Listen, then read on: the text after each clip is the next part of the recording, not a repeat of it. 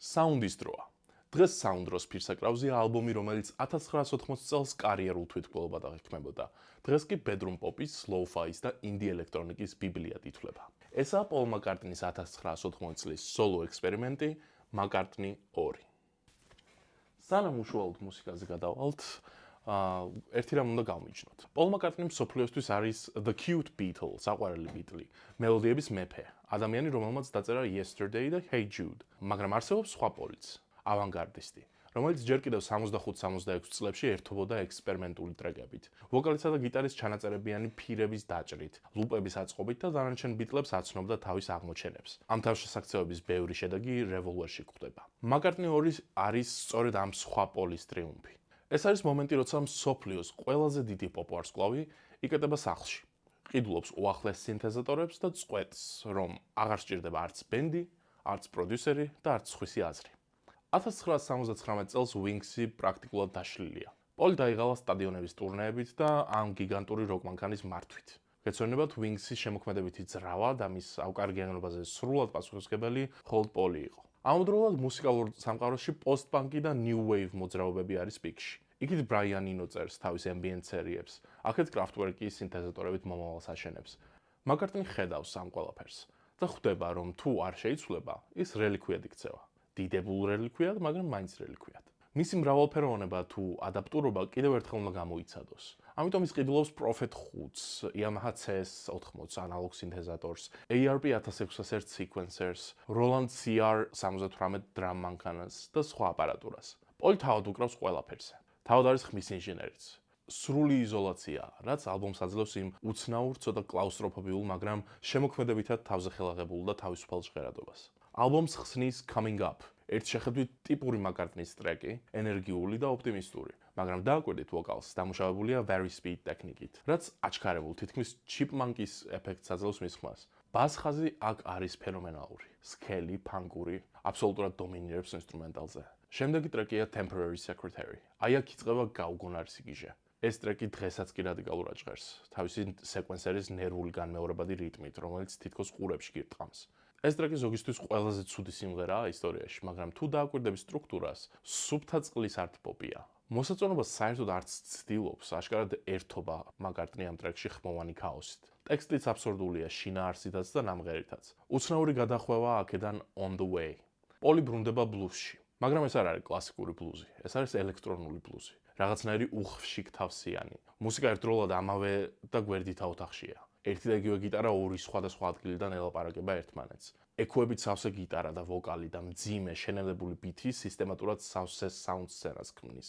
ვიდრე ერთი ექო მიილევა, ფენა ედება მეორე. ეს სიმღერა საოცრად კარგად აჩვენებს პოლის როგორც მულტიინსტრუმენტალისტის ნიჩს. Waterfalls არის ალბომის ემოციური ბირთვი. სიმღერა, რომელზეც მოგვიანებით TLC-მ გააკეთა თავისი ცნობილი ჰიტი. იდეურ დონეზე, მაგრამ მაინც.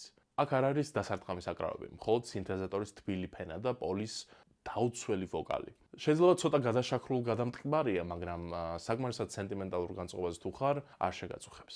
აბსოლუტური ინსტრუმენტული ექსპერიმენტია Front Parlour. პოლი აქ პრაქტიკულად ვიდეო თამაშის მუსიკას წერს 80-იანების დასაწყისში. ეს არის ადრეული ტექნოს და სინთ-პოპის ნაზავი. Summer's Day Song არის ემბიენტური პასაჟი უცბად ალბომში. ტექსტი მინიმალისტურია, თითქოს აერში დაფრინავს. ეს ტრეკი არის ხიდივით, თანამედროვე Dream Pop-თან. ტრეკი One of These Days-ით ალბომი სრულდება. საოცრად მშვიდი, აკუსტიკური ბალადით. ეს არის ერთადერთი მომენტი ალბომში, სადაც სინთეზატორები უკანა პლანზე გადადის და პოლი გიტარაზე რჩება. ეს არის გზავნილი. მიუხედავად მთელი ამ ტექნოლოგიური ექსპერიმენტებისა, მე მაინც ის პოლი ვარ, რომელიც თქვენ გიყვართ. ზოგისთვის შეიძლება McCartney 2 სამუდამოდ დარჩეს ფლოპად. ასევე არ გამოვრიცხავ, რომ McCartney-ს ფანობისას რომ გავეცანი ამ ალბომს, ეგ განაპირობებს ჩემს მიკერძოებულ სიმპათიას. მაგრამ გეტყვით, რატომ მიმაჩნია ეს ალბომი მნიშვნელოვნად. ხარვეზიანია და იმიტომ. ეს არის DIY, do it yourself კულტურის პიკი. პოლის განცხადებაა, რომ Abbey Road-ის სტუდიის გარეთაც საკუთარ სახლში შეუძლია დარჩეს აქტუალური. ისიც არაა, რომ სახლის სტუდია Abbey Road-ს ჰგავდეს. ამ ალბომის ლინდა McCartney-სელ ფოტოსესიას თუ შეხედავ, მიხვდები, რომ განსაკუთრებით არ განსხვავდება ჩვეულებრივი სახლისგან. დრამი რომ მოგცენ, შენს ჩადებ უნიტაზში და ჩაწერ აბაზანის ხმას. თუ ამ ალბომს შევაფასებთ 1980 წლის პერსპექტივით, იყო დამაბნეველი, ნახევრად გამომცხვარი. მაგრამ 2026 წლის გადმოსახედიდან ჩემთვის ეს არის პოლის ერთ-ერთი ყველაზე გაბედული ნამუშევარი. ჩემი პრეტენზია, თუ შეიძლება ეს პრეტენზია ჩაითვალოს, არის ალბომის არათანმიმდევრულობა. ალბომი ხდება ჟანრიდან ჟანრში, ბლუზიდან ტექნომდე, ბალადიდან აბსურდიზმამდე. ვისთვის მრავალფეროვნებაა ეს, ვისთვის ფოკუსის ნაკლებობა. ეს იქნებოდა ჩემი კომენტარი. თუმცა მე მაინც მგონია, სწორედ ეს ფოკუსის ნაკლებობა ხდის მას ასეთ ადამიანურს და საინტერესოს. პროცესია, ცოცხალია. გაპრიალებული სამუზეუმო ექსპონატობა არც არასდროს ყოფილა ამ ალბომის მიზანი. მაგალითად, მეორე არის ალბომი მათთვის, ვისაც უყვარს მუსიკალური შიგნეულობის ნახვა. ის დგას მუსიკის ისტორიის იმ უცნაურ კუთხეში, სადაც კლასიკური როკ-ენ-როლი კვდება და იბადება ციფრული ეპოქა. ეს ალბომი არ უნდა მოისმინო როგორც ბითლზის გაგრძელება, არამედ როგორც დამოუკიდებელი, ცოტა გიჟი არტისტის ხმოვანი დღიური. ჩემთვის ეს არის პოლის ყველაზე საინტერესო მომენტი. მომენტი, როცა მან ყველაფერი გვერდზე გადადო და უბრალოდ ცადარა. თავისი კაით და ცუდით, მაკარტნი 2 მაინც კლასიკა მგონია მათთვის, ვისაც არ ეშინია უცნაური ბგერების და შემაწუხებელი მუსიკა უცნაურად სასიამოვნოდ უღიტინებთ ხოლმე. პოლ მაკარტნის კალიბრის არტისტებს ეკუთვნით ის თავისუფლება, შიგადაშიგ გააკეთონ სრულიად ეგოისტური პროექტები და არ ანავლებდეთ მე როგორ ვიდეოს ჩავწერ მათზე, ან ვიღე თუ არა მათ ალბომს. თქვენ რას ფიქრობთ? არის ეს მუსიკალური საზღვრების გაფართოების მცდელობა თუ უბრალოდ დიდარი როკ ვარსკვლავის თავისუფალი ან პრეტენზიული გამოხტომა? დამიწერე კომენტარებში.